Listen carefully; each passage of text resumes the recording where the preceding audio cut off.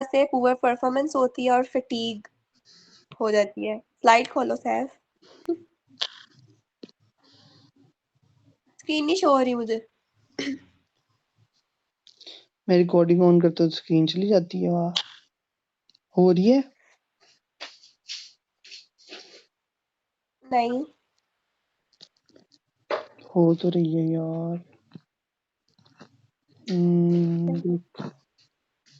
अब हो रही है ना?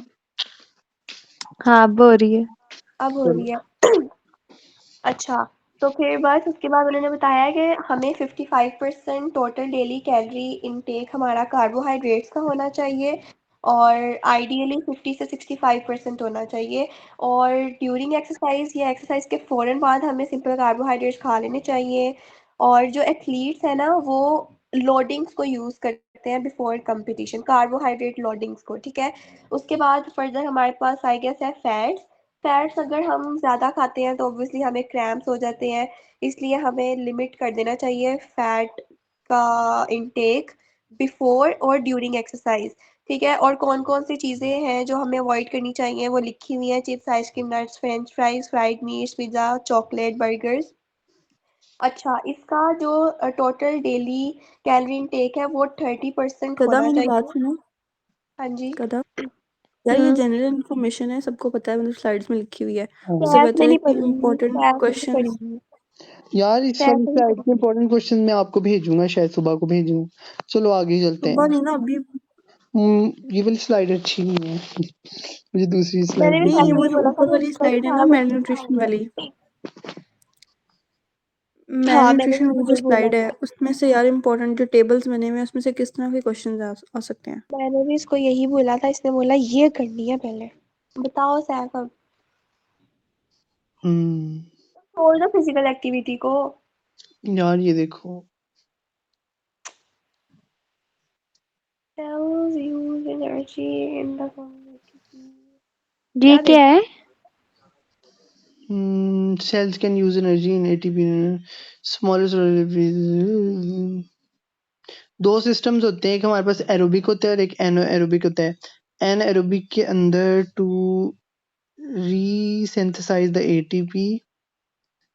ATP dependent ATP deplete after activity body, deplete लिखा था। जो भी है, बॉडी रिप्लेनिश्ड ATP। स्टेप 1 क्या होता है कि PCR फॉस्फोक्रेटिन फॉस्फोग्लूटान। हाँ। एनाएरोबिक ग्लाइकोलाइसिस होती है। Without oxygen glucose break and gives. नहीं नहीं नहीं, यार ये मैं तुम ग्लूकोज। लोग को चीज़ बताऊँ क्या लिखी हुई है, मैं बताती हूँ। हाँ समझ आइए। हाँ मैं बताती हूँ। मतलब कि ये देखो, एटीपी पीसीआर जो सिस्टम है ना, फॉस्फोक्रेटिन है इसका फुल फॉर्म, ठीक है। ये हम्म एनर्जी हमारा फर्स्ट एनर्जी सिस्टम होता है जो इंटेंस एक्सरसाइज के दौरान ये एक्टिवेट हो जाता है। ये जो स्टोर्ड एटीपी होती है ना हमारी बॉडी में उस पर रिलाई करता है, ये बात लिखी हुई है इसमें। और फिर लिखा हुआ है कि ये ना ये सिस्टम टूटता है ताकि ये रिप्लेनिश कर सके एटीपी को, और उसकी वजह से एक लाइक ज़्यादा एनर्जी हमें मिलेगी। और क्या कहते हैं ये ना, फॉर इसमें एग्जांपल में आता है कि जब हम क्या बोल रही हूँ मैं, हैवी लिफ्टिंग करते हैं ना हम लोग, तो ये सिस्टम जो होता है एनारोबिक तब एक्टिवेट हो जाता है। और तुमने फिर टाइमिंग्स बताई थी, टाइमिंग की बात आ जाती है। और इसमें दूसरा स्टेप होता है ग्लाइकोलाइटिक सिस्टम। और ये सिस्टम जब हमारा पीसीआर सिस्टम कोई ज़्यादा काम नहीं कर रहा होता और हमारी एनर्जी डिमांड्स को मतलब नहीं कर रहा होता, मीट नहीं कर रहा होता, तो ये वाला सिस्टम फिर आ जाता है, ठीक है। इसमें क्या होता है, ग्लूकोज की ऑब्वियसली ब्रेक डाउन होती है जो हमारी बॉडी में ग्लाइकोजन की फॉर्म में स्टोर्ड होती है। और बस ग्लाइकोलिसिस, ये दो स्टेप्स लिखे हुए हैं बस।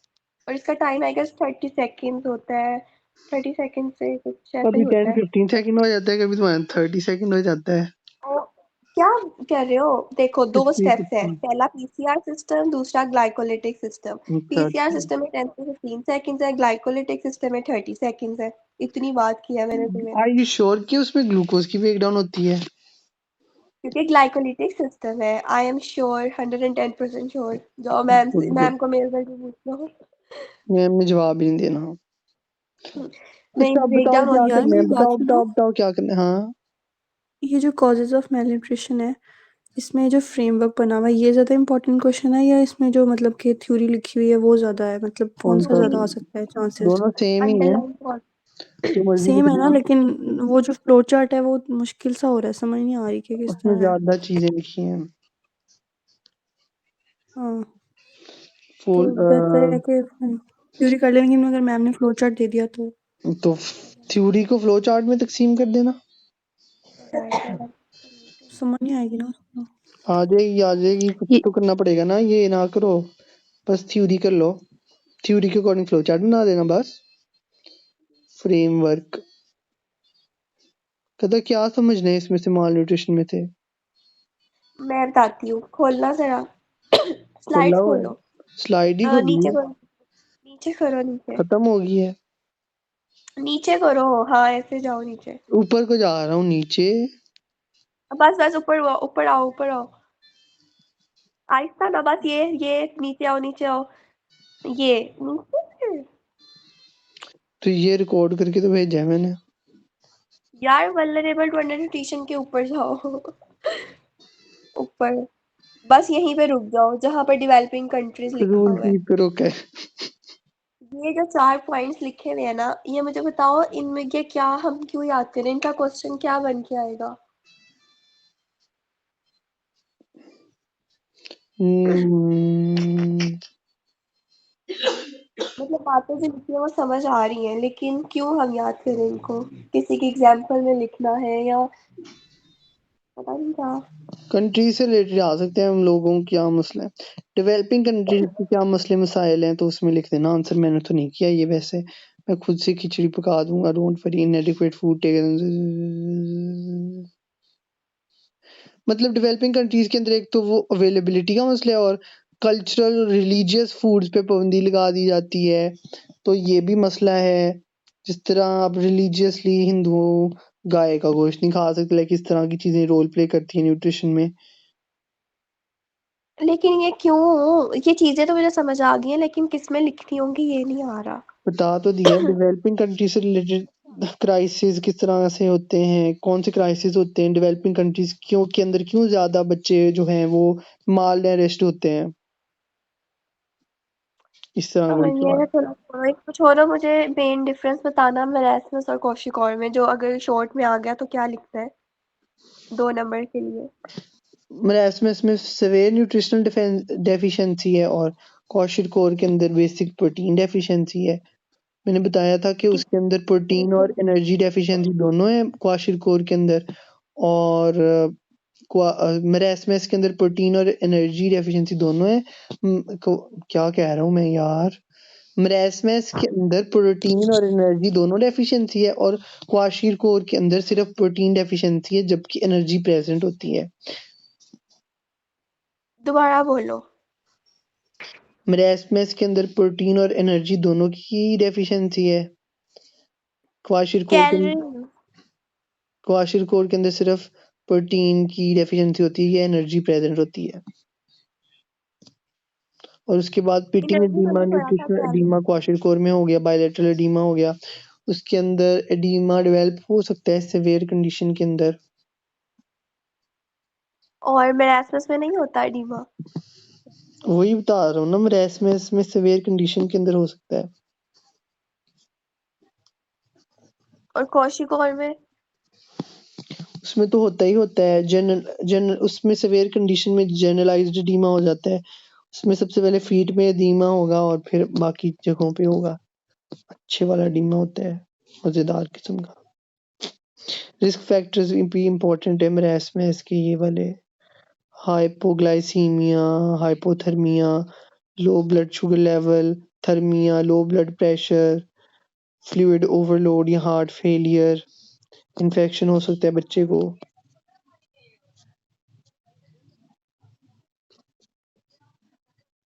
ये इसकी सेवेरिटी के सिम्टम्स हैं। डर्माटाइटिस के हैं, डर्माटोसिस के हैं, माइल्ड, मॉडरेट और सिवियर इंपॉर्टेंट है। और क्या पूछना है?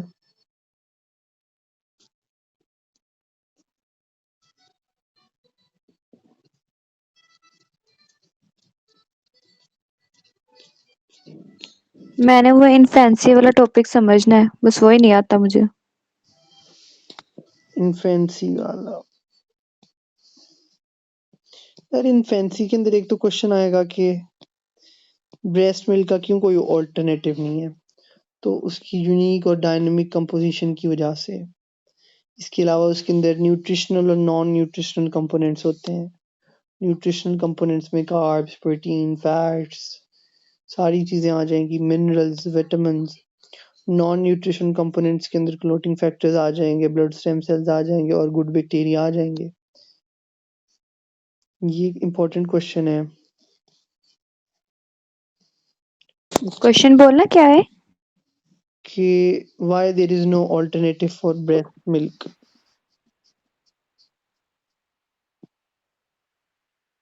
सैफ मेरा नेट चला गया था, चलो अच्छी बात है। तो मुझे दोबारा डिफरेंस बता दो भैंस में का कौशिक और का। 3-4 दफा बता दिया है। सैफ मेरा नेट चला गया, तो दोबारा बता दो देखो, मेन डिफरेंस जो हम लिखते हैं और हमें 2 नंबर मिल जाए।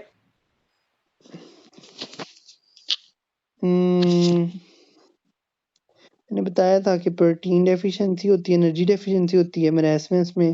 बात करो, रुको यहीं पे रुको। क्वार्टिल हमने कोर में एनर्जी डेफिशिएंसी का कहीं पे भी नहीं पढ़ा था, हमने कैलोरी का पढ़ा था। तो ये कुछ गायबाना चीजें भी होती हैं जो मैम बोल रही होती हैं, जो पेपर में आती हैं और आप लोगों को नहीं पता होती। पता नहीं कि इसलिए इस मैम की समझ नहीं आती, क्योंकि मैम सब कुछ गाइबाना बोलती है। बस देख लो, आप लोग भी तो गायब हुए होते हैं मेंटली।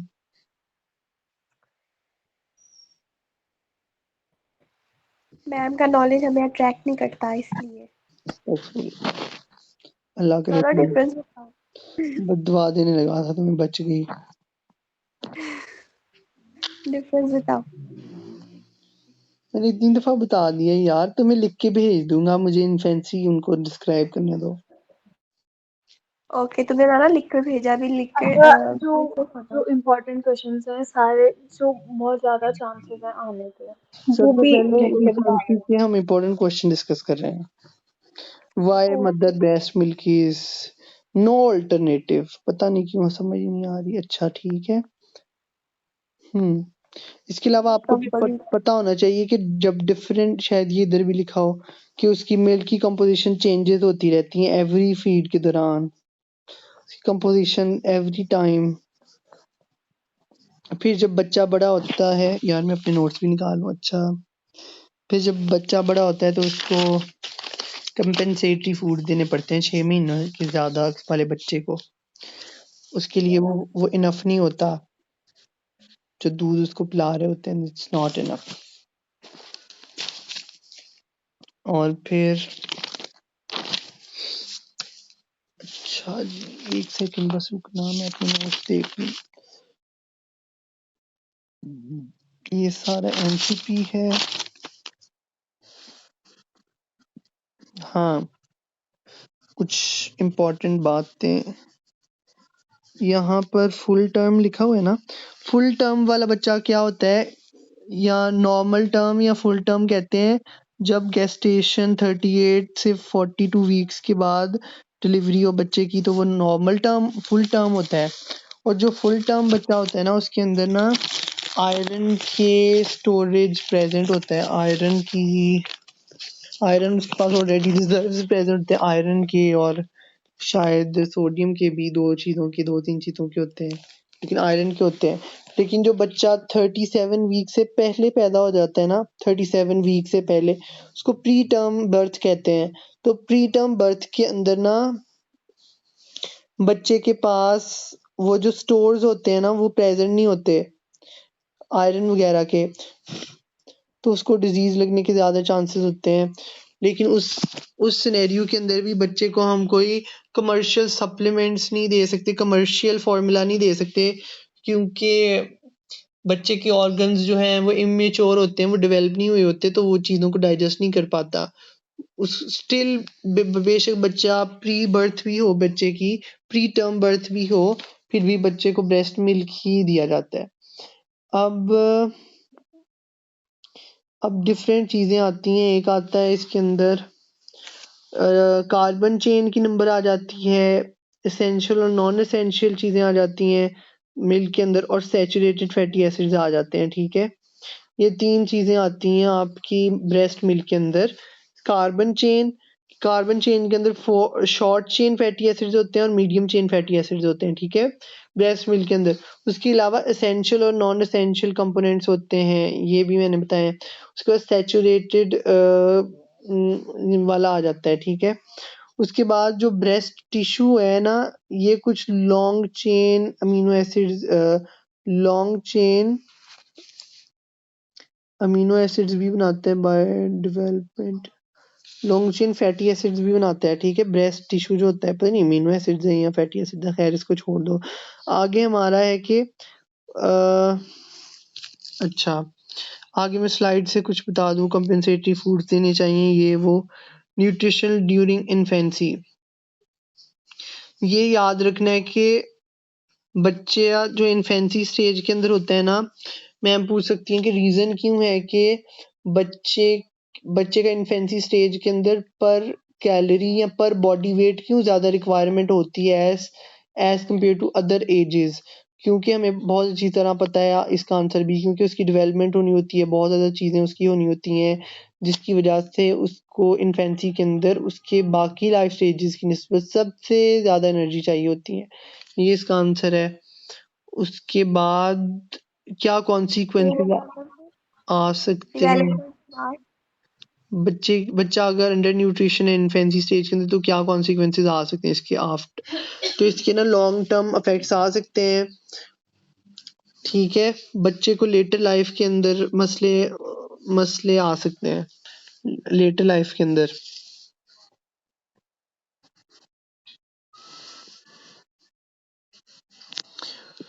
उसके बाद कैलोरिक नीड्स की बात कर लेते हैं, तो पर बॉडी वेट बच्चे को आफ्टर बिफोर 6 मंथ्स तक 108 कैलोरीज चाहिए पर बॉडी वेट पर किलोग्राम बॉडी वेट, और आप लोगों को पता है कि 6 से 12 महीने के बाद 98 किलो कैलोरी चाहिए, ये वो। अच्छा जी,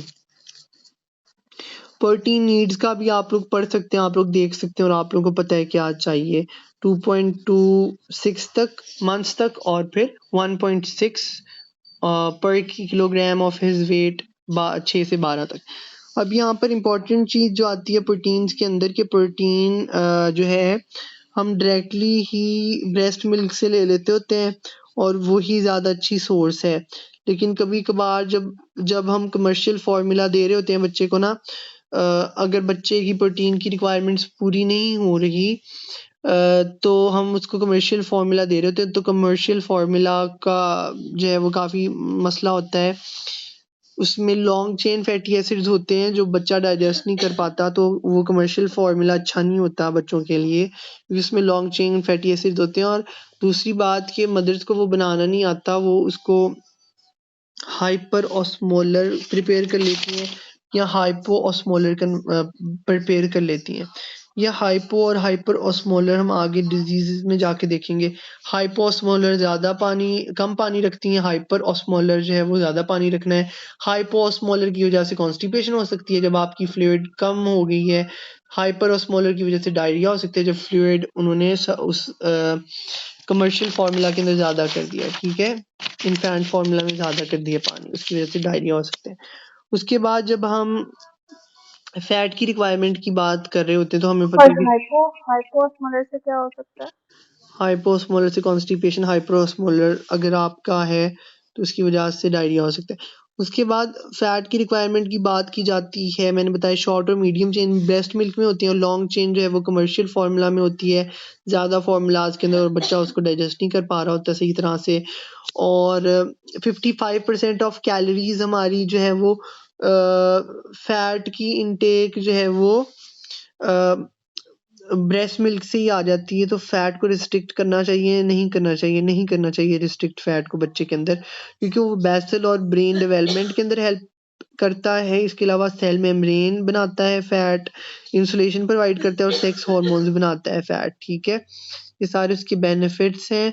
जिसकी वजह से फैट को बिल्कुल भी कंस्ट्रिक्ट नहीं करना चाहिए। और दूसरा कि मेजर एनर्जी सोर्स फैट होता है सपोर्ट देने के लिए और कैलोरीज को फुलफिल करने के लिए, क्योंकि प्रोटीन हमें पता है सिर्फ 4 किलो कैलोरीज देता है जबकि फैट 9 किलो कैलोरीज प्रोवाइड करता है। उसके बाद हमारे पास आ जाता है अदर न्यूट्रिएंट्स और नॉन न्यूट्रिएंट्स कौन से बच्चे को चाहिए होते हैं, कौन-कौन से न्यूट्रिएंट्स चाहिए होते हैं। तो उसके अंदर हमारे पास आता है सबसे पहले फ्लोराइड।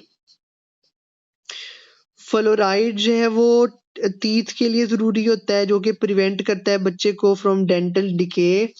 विटामिन डी हमें बच्चे को जो है वो रिकेट से प्रिवेंट करता है, बोन्स को स्ट्रॉन्ग बनाता है और कैल्शियम की एब्जॉर्प्शन को इन्हांस करता है विटामिन डी, ठीक है। उसके बाद सोडियम मेजर इलेक्ट्रोलाइट है ब्लड के अंदर और फ्लूइड को बैलेंस रखता है और बॉडी को फ्लूइड इम्बैलेंस से बचाता है, ठीक है, सोडियम जो है हमारे पास। उसके बाद जो कैल्शियम है वो हड्डियों को और मसल्स को कॉन्ट्रैक्शन के अंदर हेल्प करता है, हड्डियां मजबूत करता है, ठीक है। ये सारे इसके फ़ायदे और नुकसानात हैं मुख्तलिफ विटामिन्स के और किस तरह से मुख्तलिफ तरह की बीमारियों से प्रिवेंशन होती है हमारी इन फ्लोराइड, विटामिन डी, सोडियम और कैल्शियम की वजह से। उसके बाद कॉमन न्यूट्रिशनल प्रॉब्लम्स आ जाती हैं ड्यूरिंग प्रेगनेंसी और ये काफ़ी इंपॉर्टेंट क्वेश्चन है, for as a long question भी आ सकते हैं आपको। तो एफटीटी है, फेलियर टू थ्राइव है, कॉलिक डिजीज है, iron deficiency anaemia, constipation, dental caries और फूड एलर्जीज है हमारे पास, ठीक है। 6 हैं टोटल। तो फेलियर टू थ्राइव क्या होता है, जब बच्चा 2 वीक का या 3 महीने का होता है इस दौरान, अच्छा सॉरी ये दूसरा है। फेलियर टू थ्राइव के अंदर क्या होता है कि बच्चा एडिक्वेट वेट उसका गेन नहीं हो पा रहा होता, उसकी नॉर्मल हाइट नहीं गेन हो पा रही होती और इसकी वजह क्या होती है, कैलोरिक डेफिसिट होता है, बच्चे को एडिक्वेट कैलोरीज नहीं मिल रही होती, ठीक है। अब यहाँ पर एक इम्पॉर्टेंट मैकेनिज्म आता है कि इसका ट्रीटमेंट क्या होता है। इसका ट्रीटमेंट, अच्छा ट्रीटमेंट से पहले आयरन की डेफिशिएंसी की वजह से भी फेलियर टू थ्राइव हो सकते हैं आपको, ठीक है। क्योंकि आयरन की डेफिशिएंसी की वजह से आपको जो है वो आपके अंदर कोई एनर्जी नहीं होती और कोई इस तरह के मसले मसाइल आप के अंदर आ जाते हैं काफ़ी सारे। अब इसका ट्रीटमेंट क्या होता है, इसके ट्रीटमेंट के अंदर आपको ना प्रोटीन स्पेयरिंग ट्रीटमेंट दिया जाता है। प्रोटीन स्पेयरिंग ट्रीटमेंट के अंदर क्या होता है कि आप कि प्रोटीन स्पेयरिंग मैकेनिज्म हमारी बॉडी के अंदर किस तरह से काम कर रहा होता है और प्रोटीन स्पेयरिंग मैकेनिज्म होता क्या है।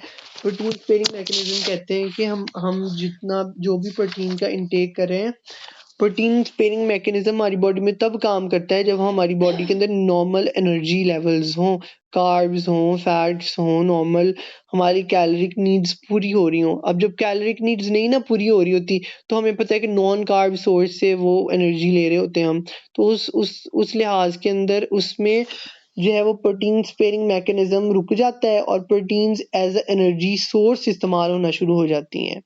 जब हमारी बॉडी के अंदर नॉर्मल कैलोरीज होती हैं और एनर्जी होती है ना, तो प्रोटीन स्पेयरिंग मैकेनिज्म काम करता है, हार्मोन्स बनाता है, एंजाइम्स बनाता है और मेटाबॉलिज्म में हेल्प करता है, डेवलपमेंट के अंदर हेल्प करता है। लेकिन जब आपको कैलोरिक डेफिसिट होता है तो प्रोटीन स्पेयरिंग मैकेनिज्म रुक जाता है और protein as a energy source इस्तेमाल होना शुरू हो जाता है। तो अब क्या होता है कि आप जब फेलियर टू थ्राइव होता है बच्चे के अंदर, तो आप बच्चे को यही प्रोटीन स्पेयरिंग जो है ट्रीटमेंट देते हो कि आप उसकी प्रोटीन की इंटेक ज़्यादा कर देते हो, ठीक है। और दूसरी उसकी कैलोरिक नीड भी ज़्यादा कर देते हो जिसकी वजह से उसका ये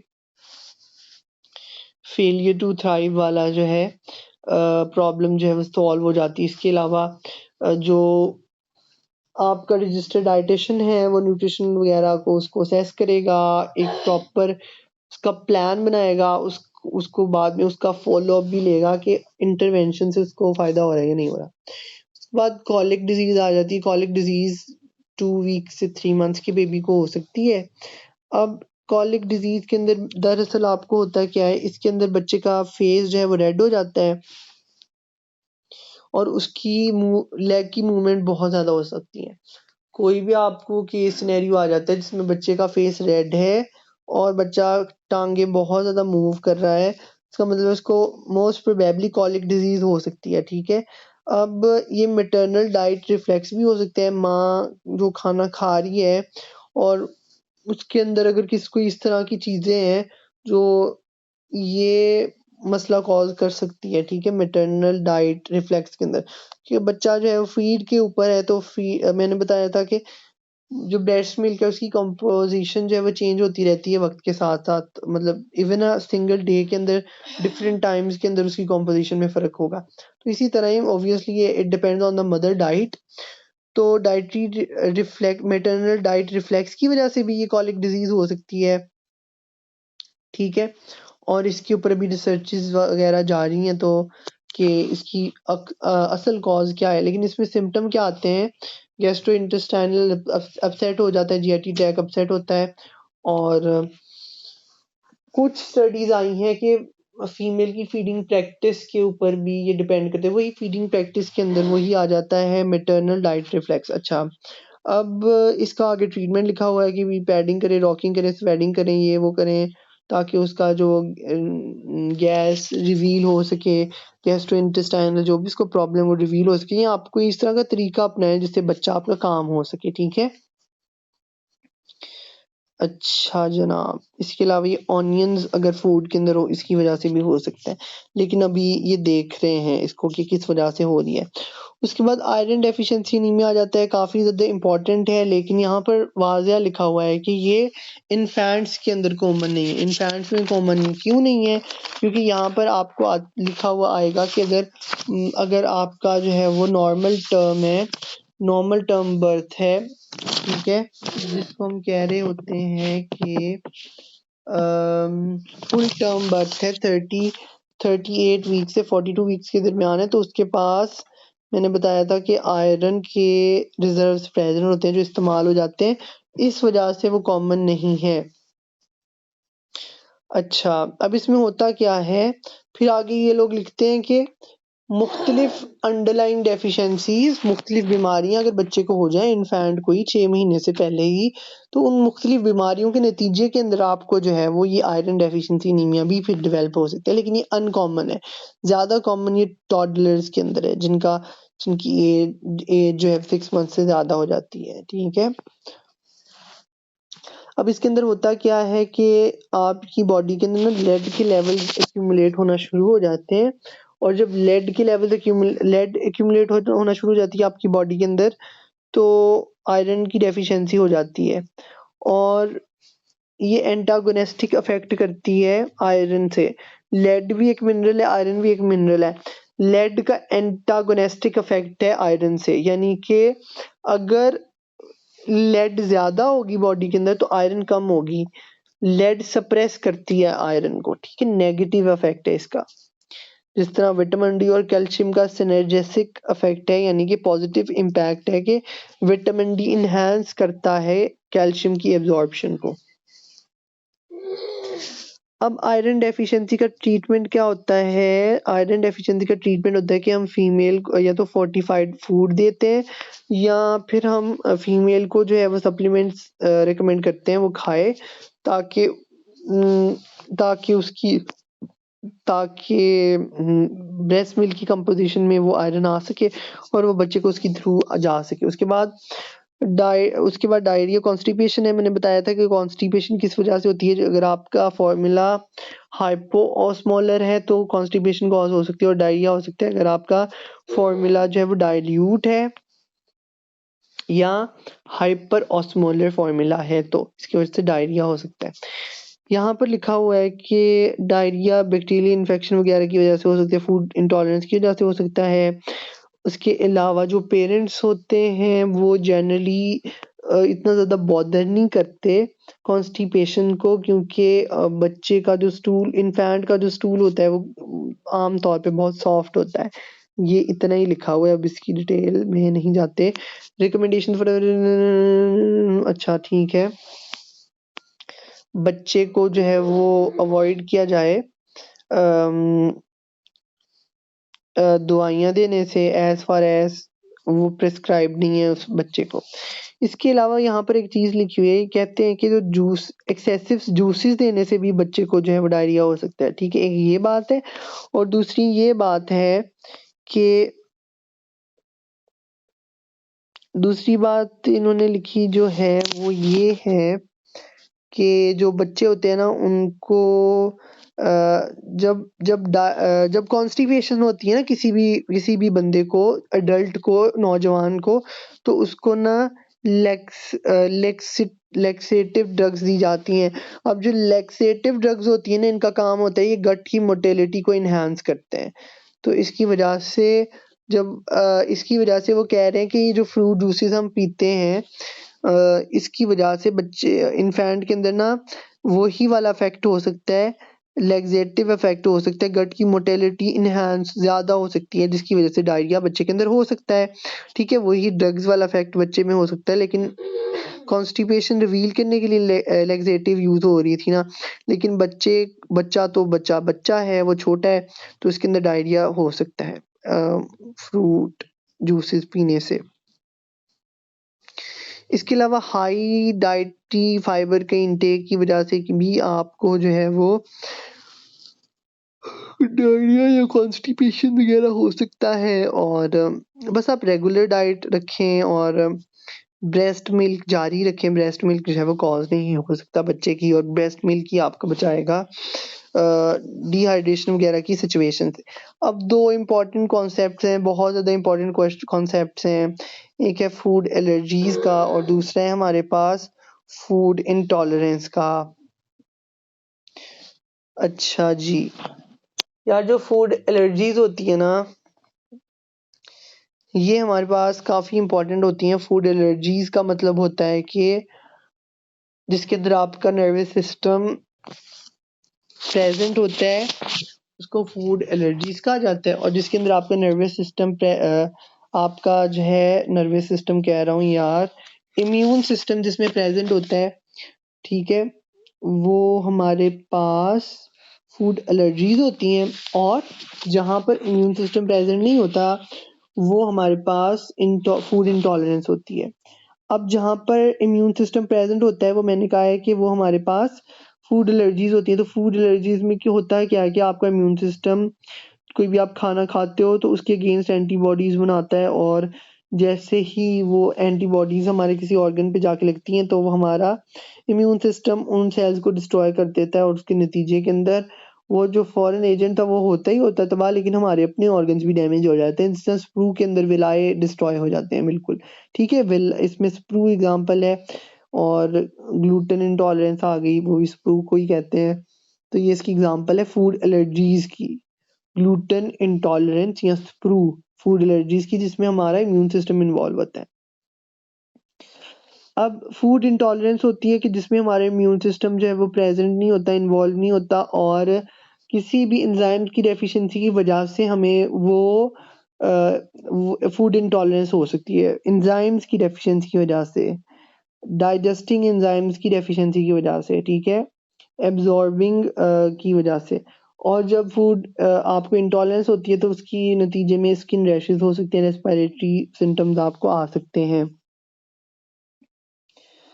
अब किसी भी बच्चे के अंदर अगर टू फूड एलर्जी डेवलप होती है ना, ट्रू फूड एलर्जी कहते हैं कॉन्जेनिटल को। तो फूड एलर्जी मैंने बताया कि वो इम्यून सिस्टम उसमें इन्वॉल्व होता है, तो ये जेनेटिक होती है, ये यंगर में ज़्यादा होती हैं एज कम्पेयर टू ओल्डर। अच्छा जी, उसके बाद आपका आ जाता है कि काफ़ी सारे फूड या कुछ तरह ऐसी चीज़ें होती हैं जो आपके पास थर्मोफिलिक होती हैं। थर्मोफिलिक यानी कि वो मर जाती हैं हीट से, ठीक है। तो अब जब कभी भी, अच्छा एक और बहुत ज़्यादा अहम बात कि ये जो फूड एलर्जीज़ वगैरह हैं, ये आपको किसकी वजह से हो सकती हैं, या फूड इंटॉलरेंस, ये प्रोटीन की वजह से हो सकती हैं। कौन से प्रोटीन की वजह से?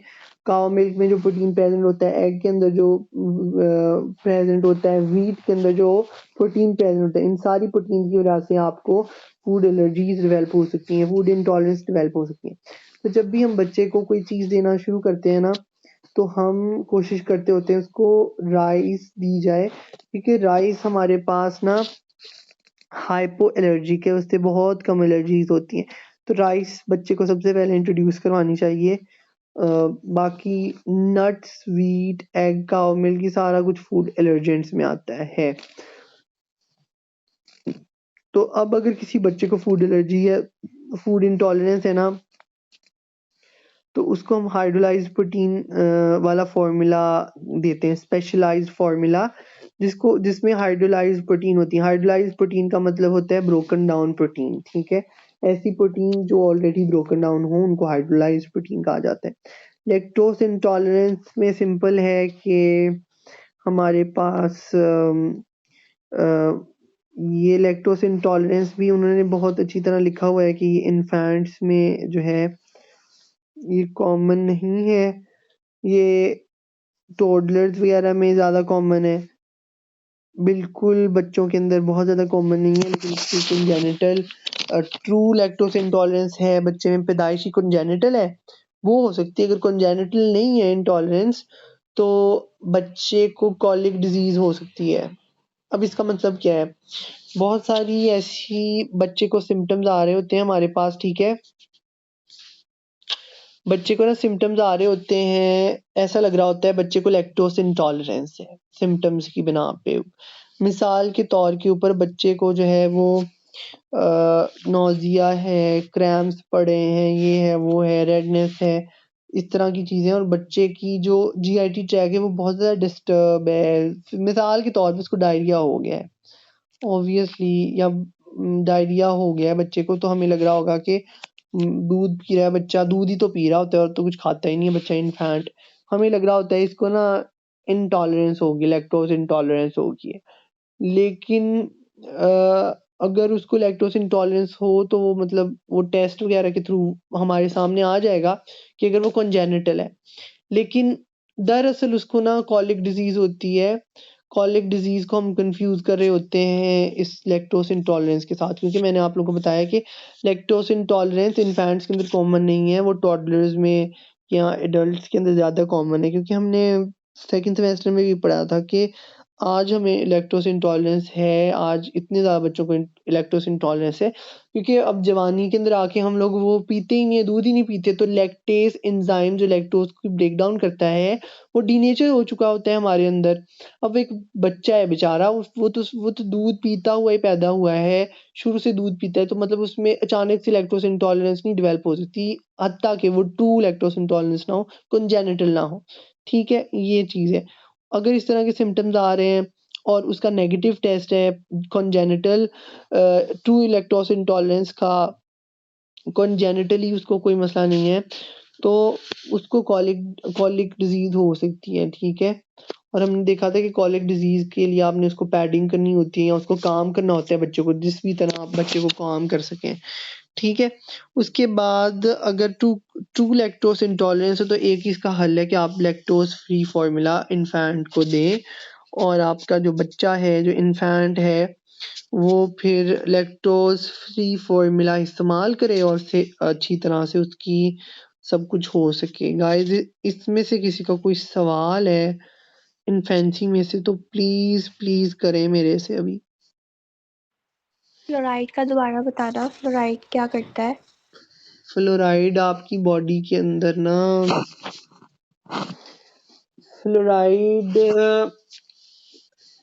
दांतों के अंदर इस्तेमाल होता है, टीथ की फॉर्मेशन के अंदर, और वो आपको जो है वो डेंटल डिकेज से प्रिवेंट करता है, डेंटल डिकेज से बचाता है फ्लोराइड।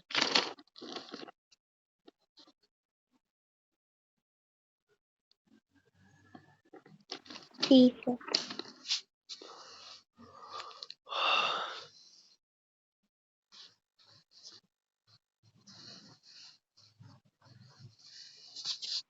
तुम्हें क्या हो गया, तुम बार बार फिजिकल एक्टिविटी पे चले जाते हो?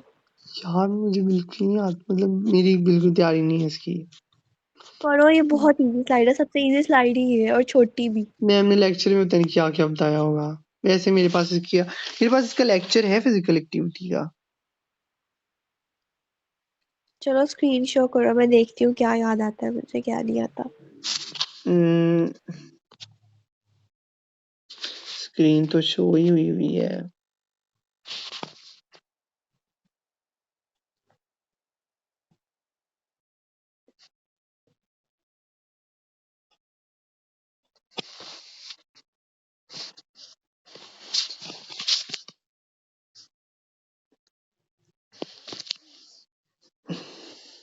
कुछ नजर आ रहा है?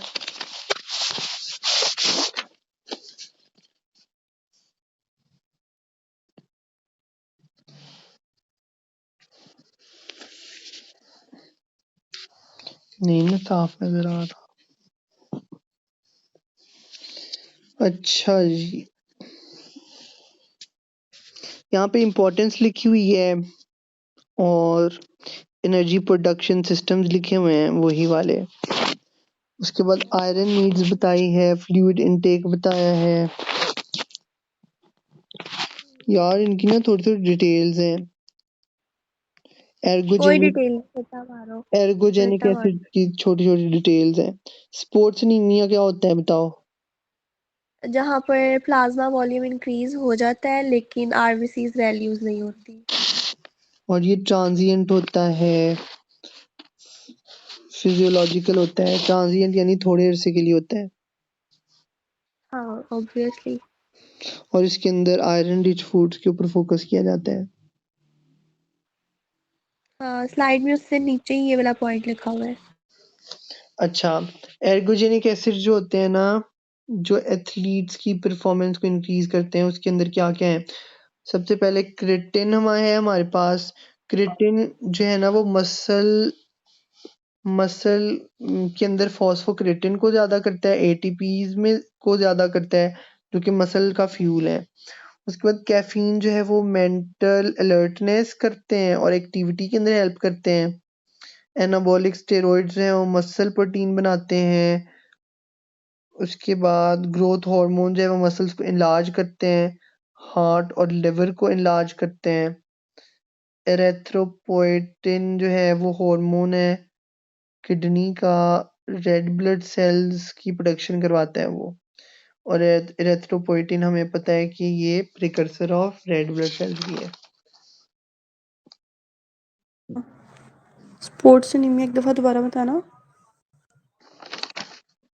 स्पोर्ट्स एनीमिया जो है ये ट्रांजिएंट एनीमिया होता है, जिसके अंदर ट्रांजिएंट एनीमिया कहते हैं फिजियोलॉजिकल एनीमिया को, जो थोड़े अरसे के लिए होता है और बाद में ठीक हो जाता है। जिस तरह ट्रांजिएंट एनीमिया हमें प्रेगनेंसी के अंदर भी डेवलप होता है, लेकिन डिलीवरी के बाद वो नॉर्मली सही हो जाता होता है। तो इसमें प्लाज्मा वॉल्यूम ज़्यादा हो जाता है, लेकिन रेड ब्लड सेल्स जो हैं वो नॉर्मल ही रहते हैं, वो ज़्यादा नहीं होते। और इसके ट्रीटमेंट के अंदर आयरन रिच डाइट के ऊपर फोकस किया जाता है।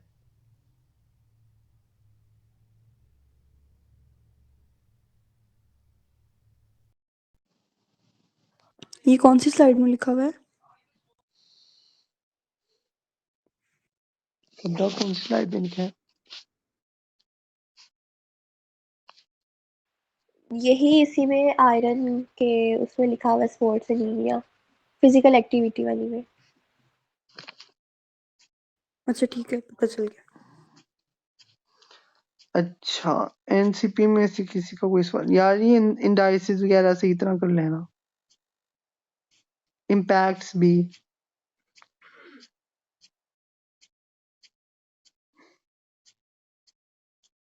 और ये भी रिस्क्स भी। क्रिएटिन का तुमने क्या बताया था? क्रिएटाइन जो भी है, एटीपी का क्या प्रोडक्शन में हेल्प करता है? हम्म हाँ। और कौन सा था? ग्रोथ हॉर्मोन्स थे ये ना? भी यार, ये भी मैं सुबह उठ के देखूंगा, ये अच्छी तरह देखना है। देख लिया इसको। ग्रोथ हॉर्मोन्स का बताओ, वो क्या करते हैं एक्सरसाइज में? ग्रोथ हार्मोन्स मसल को इनलार्ज करते हैं, हार्ट और लिवर को इनलार्ज यस यस। कराते हैं।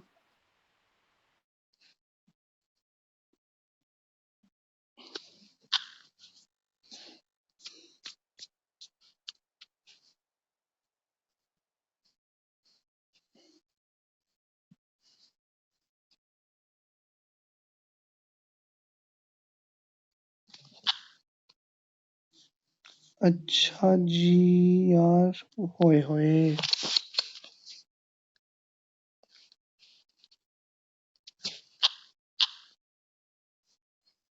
अच्छा अच्छा अच्छा अच्छा, मैं ना सर ग्रुप में, हाँ ये इंडाइसिस वाला कौन सा क्वेश्चन है जो इम्पोर्टेंट कह रहे हो? डाइसिस वाला, weight for age, weight for height, इस तरह करके।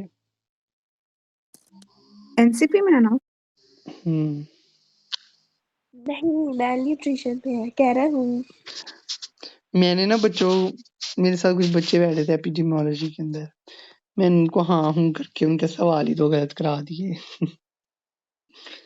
मैं कहता होता ना पेपर में मेरे से ना पूछा करो, पता नहीं क्या होता है, पेपर से पहले जो मर्जी पूछ लिया। तो ये पेपर से पहले ही पूछ रही थी, तुम इसका भी गलत करवाने लगे थे।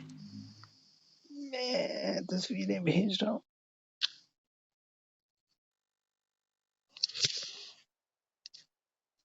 जुनैरा किधर है? अरीबा वो सो गई है आज जल्दी, बेचारी, बाकी सुबह उठ के तैयार करेंगे। होगा उसको कम्युनिटी की टेंशन नहीं है। मैंने उसको ऐसे यार डराया। नहीं, जिस तरह का उसको मैम ने है पढ़ाया, टेंशन। हाँ मैंने वो उसको कह थोड़ा रही सा है मैं सुबह डराया उठ के था। पढ़ूंगी बाकी। नहीं जिस तरह का मैम ने पढ़ाया है हमें टेंशन लेनी चाहिए नहीं है वैसे। किस तरह का नहीं, पढ़ाया मैम पता ने है? जितना अजीब पढ़ाया ना, लेकिन वो मार्किंग अजीब ही करती हैं, हालांकि करनी नहीं मैम ने चाहिए। कहा था कि मैंने ना स्लाइड्स में से ज्यादा नहीं बनाया, जो आप लोगों को क्वेश्चंस मैंने राइट करवाए थे मैंने सारे वही दिए हैं। क्या मतलब कौन से लिखवाए थे? वो ब्रेस्ट वाकई फीड कौन से लिखवाए थे कह कि बताओ। ब्रेस्ट कह रही थी मैंने लेक्चर्स के दरमियान में लिखवाए हुए हैं, और मैंने तो या वो लेक्चर्स लिए ही नहीं। मैम की समझ आती है वो क्या बोल रही होती है लेक्चर में। ये क्वेश्चंस किसने एक पास लाइन किए? बोल के 5 मिनट का वक्फा लेंगे, फिर अगली लाइन बस बोलेंगे। बस एग्जैक्टली। ऐसे भी नहीं है, पर इम्प्रूव कर गई हैं अब। शुरू में था, वैसे मैं तुम क्यों सबसे अपनी ज्यादा साइड सो रहा ले रहे हो होता हूँ। उनकी? ऐसे मैं सबसे ज्यादा सो रहा होता हूँ लेक्चर में, लेकिन अब मुझे एहसास हुआ है कि नहीं सोना चाहिए था। नहीं सुना बल्कि मैंने चाहिए मैम के था। लेक्चर इतने मिस किए हैं। किसी के पास फिर अब वो क्वेश्चंस लिखे हुए हैं जो मैम ने क्लास में लिखवाए थे। इतनी इंपॉर्टेंट चीजें भी बता दी हैं मैंने। यार इसी में से आएगा, एमी टीचर्स कहते हैं स्लाइड में से पेपर बनेगा ऑब्वियसली। कंडीशनिंग क्या चीज होती है और अपॉर्चुनिस्टिक इन्फेक्शन क्या होता है? क्या क्या क्या? कंडीशनिंग इन्फेक्शन क्या होता है और अपॉर्चुनिस्टिक इन्फेक्शन क्या होता है? बताओ क्या होता है, हमें क्या पता। बताओ। कंडीशनिंग इन्फेक्शन होता है कि अगर आपको माल न्यूट्रिशन है और आपकी इम्यूनिटी उससे लेस हो गई है, उसके बाद आपको उससे डायरिया हो गया,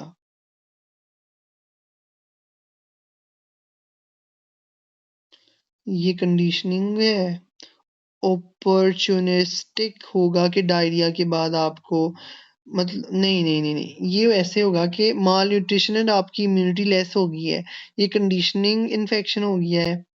और उसके बाद अगर आपको डायरिया और अपर रेस्पिरेटरी इन्फेक्शन हो जाता है ना, ये अपॉर्चुनिस्टिक है, यानी कि अपॉर्चुनिटी थी, आपकी इम्यूनिटी लेस हुई हुई थी तो डिजीज ने आप पे अटैक कर दिया, ये अपॉर्चुनिस्टिक इन्फेक्शन होगा।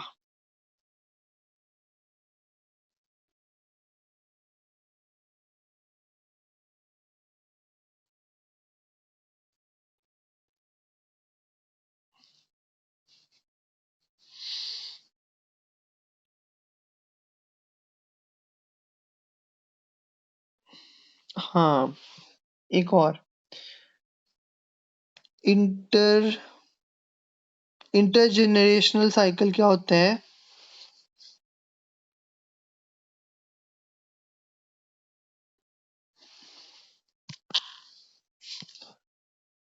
इंटरजेनरेशनल साइकिल क्या होता है? सैफ क्यों स्ट्रेस दे रहे हो, ये क्या है, कहाँ से आया? ये वो जो बता रही है कि अलीशा बेचारी इतनी चीख चीख के, वो है।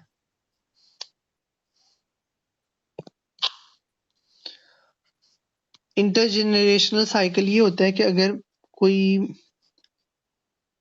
कोई मेल नरिश्ड फीमेल है ना, तो वो बच्चा पैदा करेगी और वो बच्चा मेल नरिश्ड होगा, इन्फेंट, फिर उससे मेल नरिश्ड चाइल्ड, फिर मेल नरिश्ड एडोलेसेंस, फिर मेल नरिश्ड एडल्ट, और उस एडल्ट की अगर फीमेल से शादी हो जाएगी तो उनके बच्चे भी फिर आगे से मैल नैरिश्ड होंगे और फिर ये साइकिल चलता रहेगा। बच्चे ही सारे के सारा खानदानों की खानदान मैल नैरिश्ड। कंडीशनिंग इन्फेक्शन इन्फेक्शन था ना, डिजीज क्या था दोबारा बताना। कंडीशनिंग इन्फेक्शन होता है कि आपको कोई कंडीशन डेवलप हुई है, मैल न्यूट्रिशन की कंडीशन डेवलप हुई है, तो मैल न्यूट्रिशन कंडीशन के अंदर आपकी इम्यूनिटी लेस हो गई है, ठीक है, ये कंडीशनिंग इन्फेक्शन है। उसके बाद अगर आपको लेस इम्यूनिटी की वजह से कोई डायरिया हो गया है, अपर रेस्पिरेटरी इन्फेक्शन हो गया है, ये ऑपर्चुनिस्टिक इन्फेक्शन है।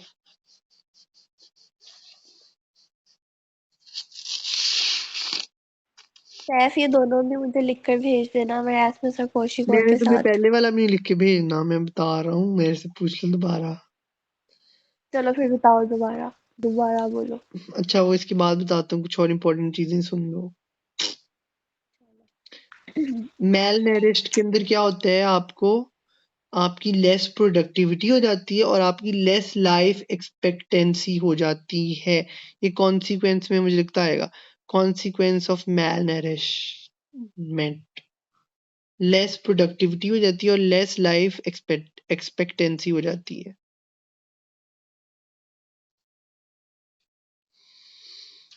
अच्छा जी, उसके बाद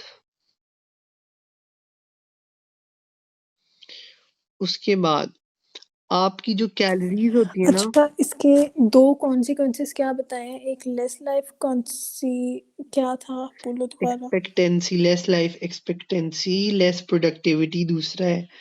उसके बाद कैलोरीज के साथ साथ आपकी प्रोटीन जरूरी होती है आपकी ग्रोथ और मेंटेनेंस के लिए।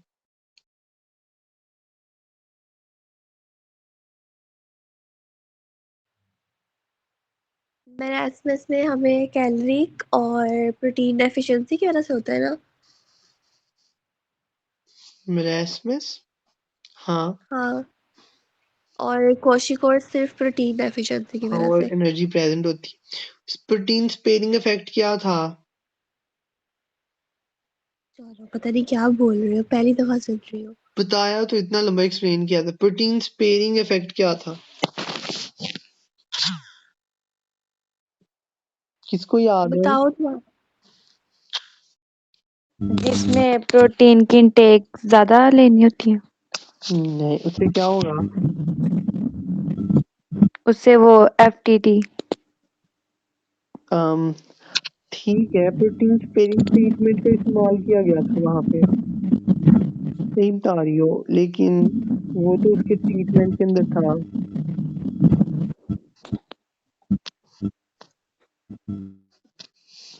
यार प्रोटीन स्पेयरिंग इफेक्ट क्या होता है कि energy will store proteins for, जब आपकी बॉडी में एनर्जी होती है ना, तो आपकी जो एनर्जी होती है बॉडी की, जो कार्ब्स या फैट से आ रही होती है, वो एनर्जी आपकी प्रोटीन्स को ना ग्रोथ और मेटाबॉलिज्म के लिए स्टोर कर लेती है, स्पेयर कर लेती है। इसको प्रोटीन स्पेयरिंग इफेक्ट कहते हैं। लेकिन अगर आपकी बॉडी में एनर्जी नहीं ना है, आपकी बॉडी के अंदर कैलोरीज नहीं ना है, तो प्रोटीन स्पेयरिंग इफेक्ट जो है वो नहीं हो पाता, जिसकी वजह से जिसने ग्रोथ और डेवलपमेंट करवानी होती है, तो अगर प्रोटीन जो है एनर्जी के लिए इस्तेमाल होना शुरू हो जाएगी, तो ग्रोथ और डेवलपमेंट नहीं हो पाएगी।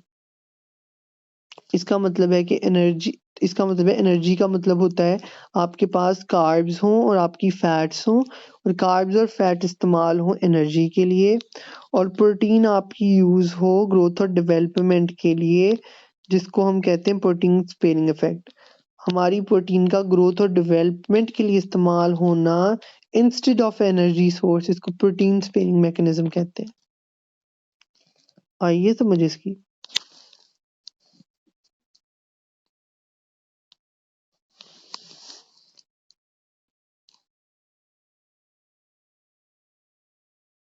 समझ आई है?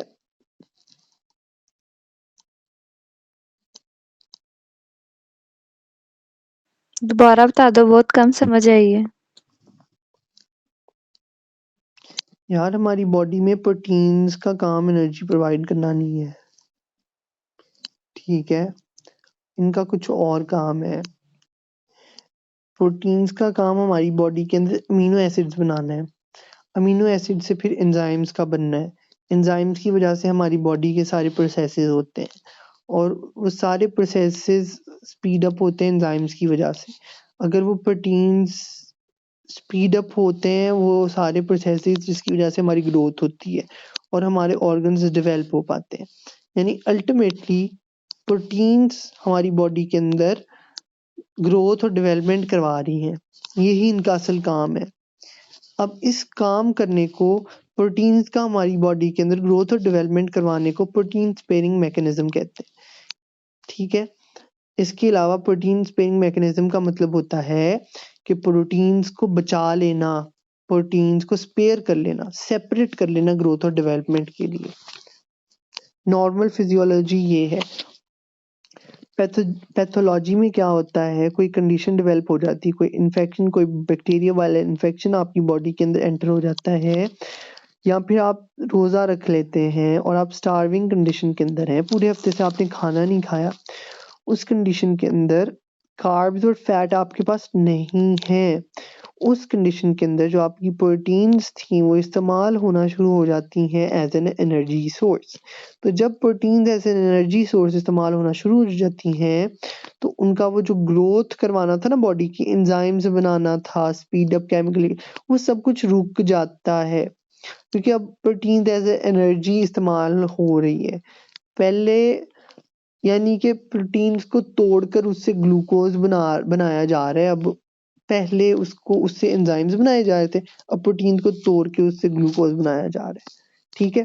तो अब protein sparing mechanism, protein sparing effect रुक जाएगा और आपकी जो ग्रोथ और डेवलपमेंट थी वो रुक जाएगी, ठीक है।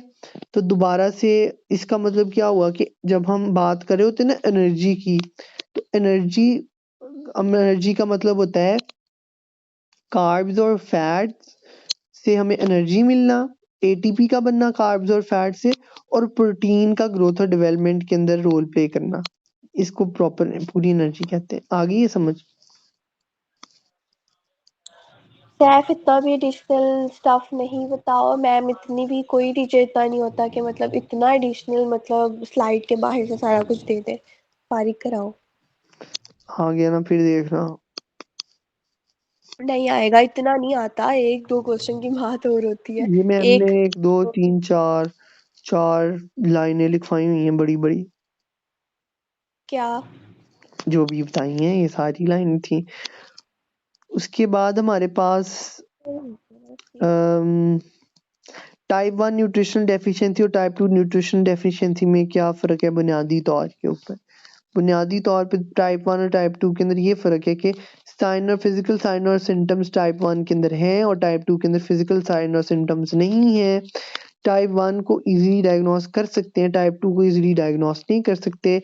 टाइप 1 के अंदर आपको जो है वो विटामिन्स, बी ग्रुप विटामिन जो है इस तरह से मेजर विटामिन्स की डेफिशिएंसी हो सकती है।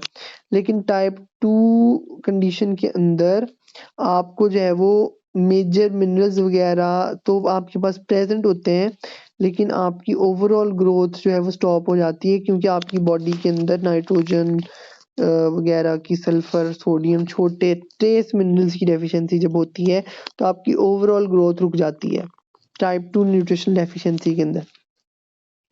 आपके ना सेलुलर लेवल के ऊपर न्यूट्रिशन यूज हो रहे होते हैं, ठीक है, प्रिजर्व न्यूट्रिएंट्स जो कि प्रिजर्व्ड होते हैं, तो जिसकी वजह से आपकी ग्रोथ नहीं हो पा रही होती।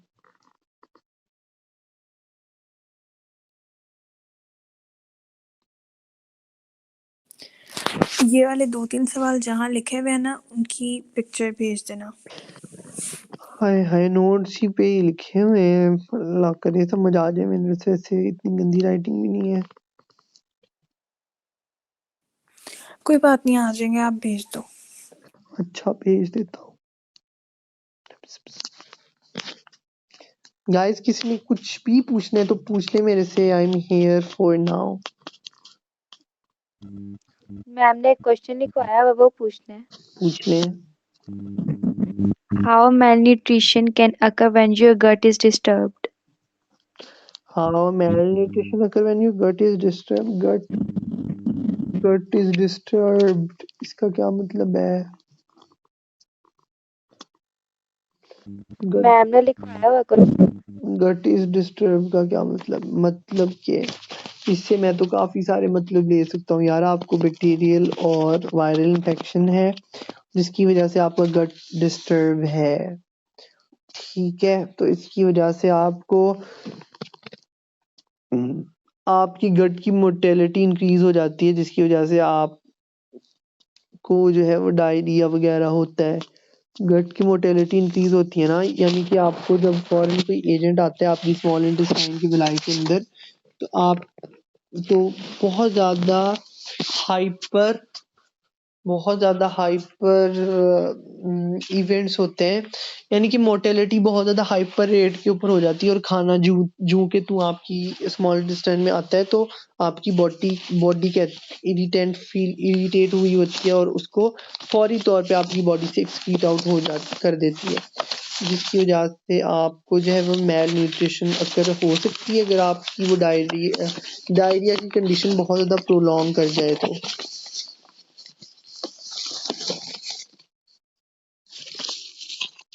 और कोई सवाल लिखा है मैंने?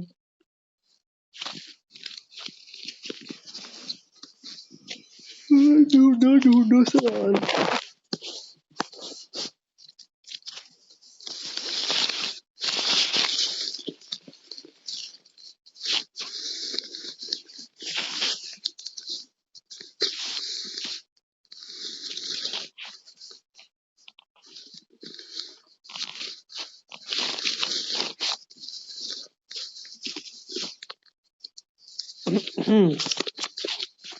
तहरीन कुछ समझना है। सॉरी मैंने आपको मीटिंग का लिंक काफी लेट भेजा है, बहुत लेट भेजा है। मैं मीटिंग काफी देर से स्टार्ट कर चुका था।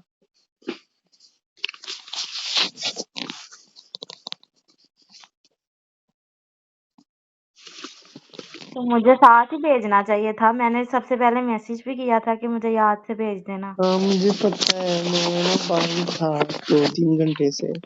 है अब तुमने रिकॉर्ड की है मीटिंग की नहीं? हाँ रिकॉर्ड हो रही है, मैं भेज दूंगा तुम्हें।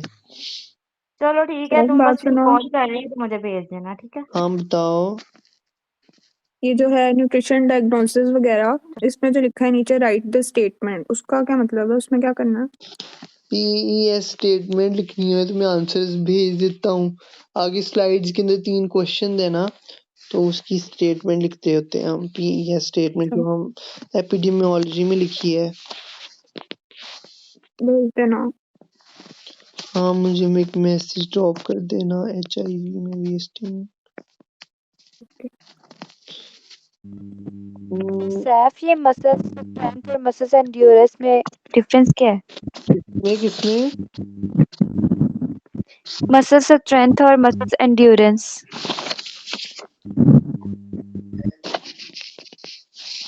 मसल स्ट्रेंथ होती है। Muscle endurance, okay let me see. मैं डिफरेंस पूछ सकती हूँ। मसल स्ट्रेंथ और मसल एंड्योरेंस, यार मैं नोट में लिखा हुआ हो तो फिर बता सकता हूँ मैं। अच्छा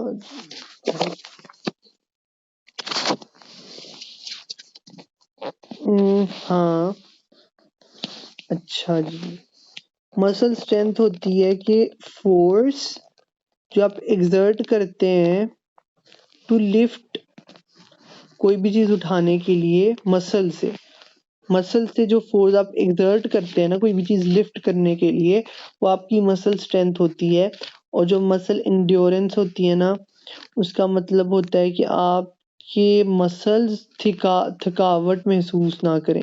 नो मसल फटीग, यानी कि आप बहुत ज्यादा काम कर रहे हैं मसल से, या आपके मसल्स बहुत चुस्त हैं और उनको थकावट नहीं हो रही, थकते नहीं है मसल्स। No muscle fatigue. यानी कि वही कोई चीज़ आप लिफ्ट कर रहे हैं और आपको कोई थकावट महसूस नहीं हो रही। इसका मतलब है कि आपके मसल्स की एंड्योरेंस है और उस कैपेसिटी को कि आप कोई चीज़ लिफ्ट कर सकते हैं उसको स्ट्रेंथ कहते हैं। यानी कि कितना ज़्यादा आप कितनी ज़्यादा वज़नी कोई चीज़ उठा सकते हैं वो स्ट्रेंथ है, और कितनी ज़्यादा देर तक आप उस चीज़ को उठाए रखते हैं या फिर आप कितना ज़्यादा काम कर सकते हैं क्वांटिटी के अंदर प्रोलॉन्ग पीरियड के लिए, वो मसल एंड्योरेंस है।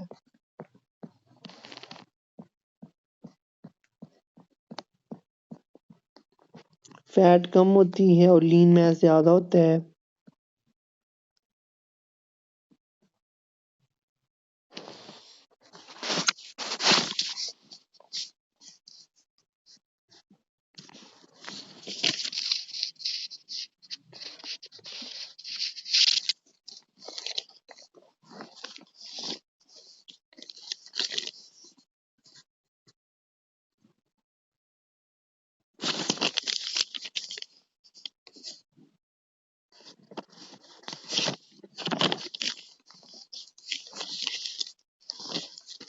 अच्छा guys, we are about to end. मैं कुछ चीज़ें ढूँढ रहा हूँ, अगर कोई काम की मिल जाती है तो बता देता हूँ।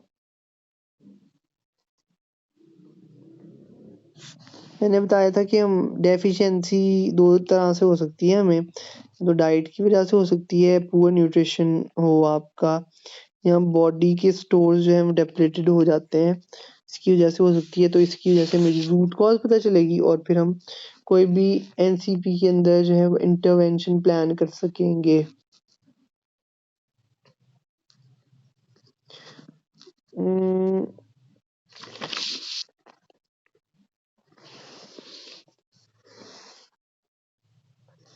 बाकी मैंने जो ग्रुप में वॉइस किया उसके अंदर मैंने मैल न्यूट्रिशन की काफ़ी मतलब कुछ डिटेल्स बताई हुई हैं, और एक ना फिगर बनी हुई है मॉर्बिडिटी की और मोर्टेलिटी की।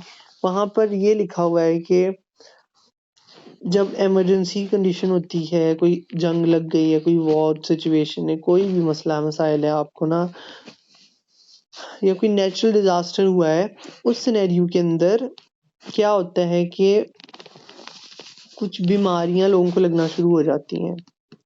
ठीक है, अब जब इमरजेंसी सिचुएशन आती है ना, तब जो हेल्दी एक एनवायरनमेंट होता है वो डिटोरिएट कर जाता है। जब वो खराब हो जाता है, डिटोरिएट कर जाता है, उस सिचुएशन के अंदर बीमारियां लगने के ज़्यादा चांसेस होते हैं। बीमारी ऑलरेडी फैल भी रही हैं और बीमारी लगने के चांसेस भी ज़्यादा हो गए हैं, जिसकी वजह से बहुत ज़्यादा आउटब्रेक हो जाती है बीमारियों को, ज़्यादा फैलती हैं बीमारियां। HIV, एड्स, इस तरह की नीचे एग्जांपल लिखी हुई थी, तो वहां पर बस ये इतना ही लिखा हुआ था।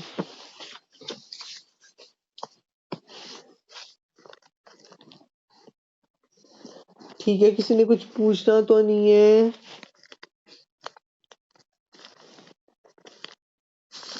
मुझे मैसेज कर देना, मैं सुबह तक जवाब दे दूंगा। मैं शायद सोने लगा हूँ अब। ठीक है, अपना बहुत ख्याल रखना and all the very best for the exam.